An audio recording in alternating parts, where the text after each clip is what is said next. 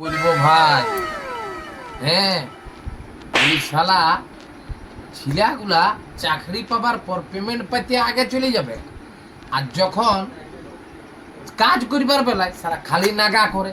তো এইগুলা কোন ছিলাগুলা করে জানো? হ্যাঁ, তো এই ছিলাগুলা এমন বাজার যাবি আর টিউশন, হ্যাঁ